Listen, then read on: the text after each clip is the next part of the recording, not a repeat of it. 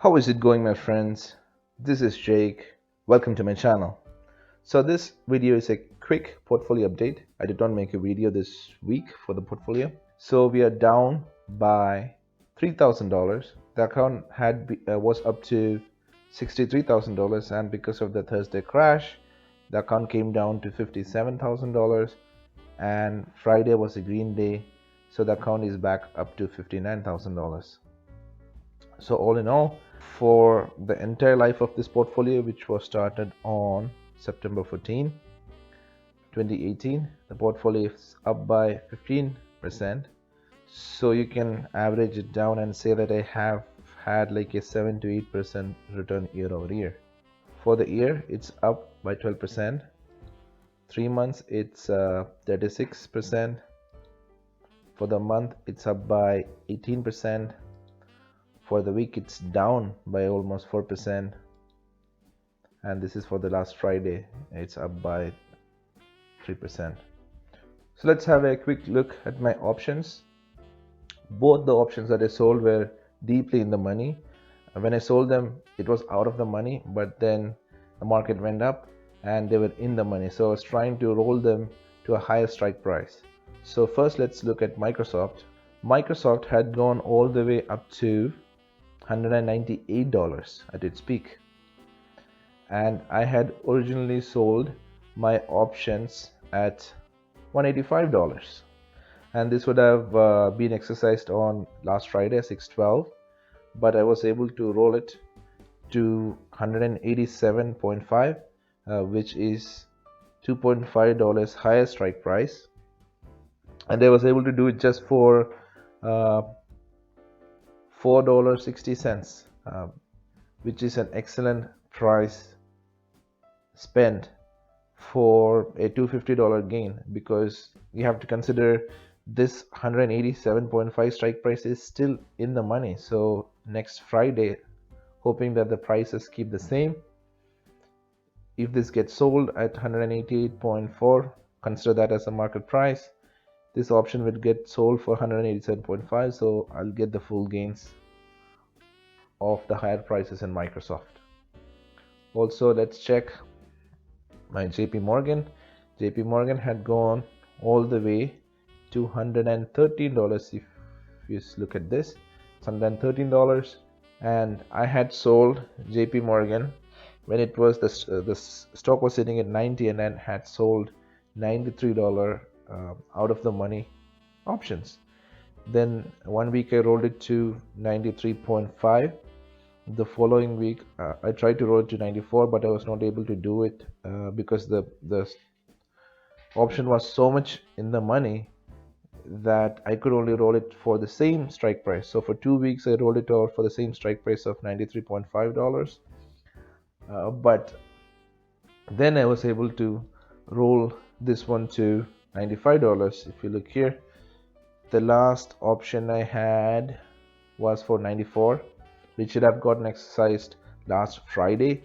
I was able to buy them back and sell another one for 95 at a high strike price, and those got filled at $6.79, which is a big win, because what I gained in capital was, I have three option contracts here, so that's $1 higher strike price, which means 1 times 300, or 3 contracts times 100 is equal to $300. I gained $300 in capital, where I spend only, like, let's say this is $7, so I spend 7 times 3, $21. So that's a win for this week. Let's also quickly look at the financial standing of Microsoft, because I'm doing a covered call with Microsoft. Covered calls means I'm holding stocks and I'm selling options against the stocks that I hold. So it's a big risk for me, because I don't have any downside protection other than the fact that the company has been researched by me and by the financial community, and it is considered as a solid investment. But how should one quickly reach to that conclusion? So Finviz is a good website that you can refer to. They have a paid membership as well, but most of the stuff that you need as a new investor is available for free. So go to finviz.com and enter the ticker symbol of Microsoft, MSFT, and when you scroll down you'll see the following ratios. So what's the first thing that I should look at? You can look all these numbers, but to do a quick scan we can first go to it's a dividend stock, so look at the dividend percentage, approximately 1%. From there, the next question that you should have in your mind is, okay, they're giving me 1%, but can they keep giving me 1%? What percentage of their income is spent or profit is spent for giving this dividend? For that, quickly go to payout ratio. They only give 32% of it out, so you can consider the dividend to be safe. And if you look here, it shows TTM. TTM means trailing 12 months. The calculation is based on the previous 12 months. Okay, now quickly let's go to price to earnings ratio. Again, it's a trailing 12 months. You see 33. 33 is high because recently Microsoft stock has been on a tear up. So before it used to be like 23, the PE ratio. Also, if you look at the forward PE, it's 30.22 as well. So it is expensive stock to own now. But then coming to the next number, PE to growth, PEG, PEG, however you call it. So this is primarily used sometimes for growth companies. You cannot really look at the PE ratio. It's funny to call Microsoft a growth company now, but that's what it has been for the past 5 years.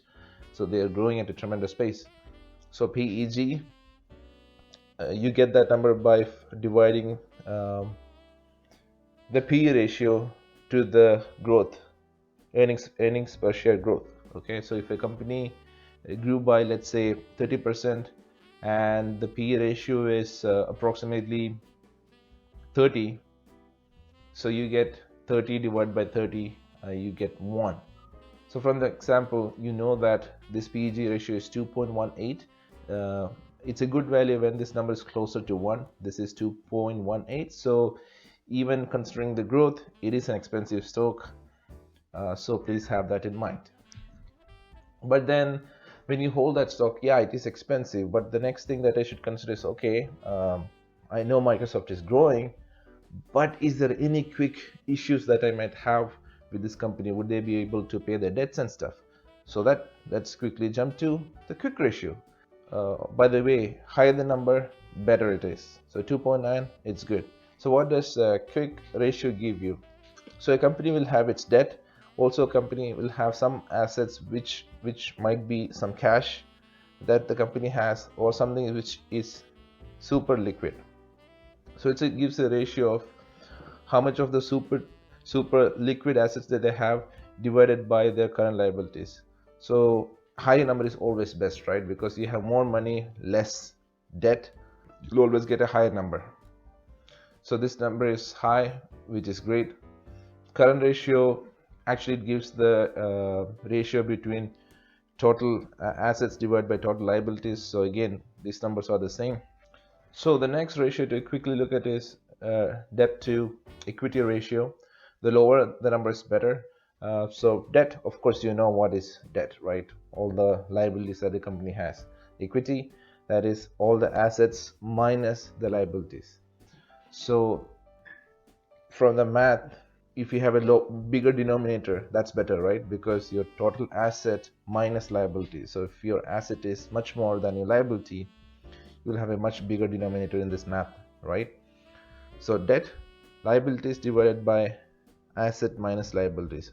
Lower the number, the better. 0.66, it's awesome. So it's safe for me to hold the stock. So let's quickly do the same for JP Morgan. So let's quickly look at their dividends. The dividend is 3.6, dividend percentage 3.6% because the stock is hovering around $100. So let's quickly go to the payout ratio, 38%. Not too high, so they can keep giving the dividends. That's good. Now let's quickly go to PE ratio 11, which is good for a bank, or a little bit high for a bank, because also this is a good example. When I get to the PEG, this will make sense. Yeah, you see here PE is only 11.27, so compared to Microsoft, which was 33, this looks like a good deal, right? Even the forward P is 11, but when it comes to PEG, this is a near 2.26, which is very similar to Microsoft. What does that tell you? That means the price to earnings compared to the growth is 2.26, and higher the number, the less value of a stock this is. If this number is closer to 1, it's better. So in terms of holding these stocks for growth, with comparison to Microsoft, it's very similar. The growth is similar. But if you look at the debt to equity, a lot of debt. If you remember Microsoft, they only had 0.66. This is 1.29. Also long-term debt to equity. Again, just to recap, debt to equity is the liabilities divided by asset minus liability. So this shows that this is greater than 1, but this is a bank, so this is what you would expect. So I'll keep you updated on the positions or the option trades that I do the following week. Hope all of you are staying safe, stay awesome, have fun. Ciao.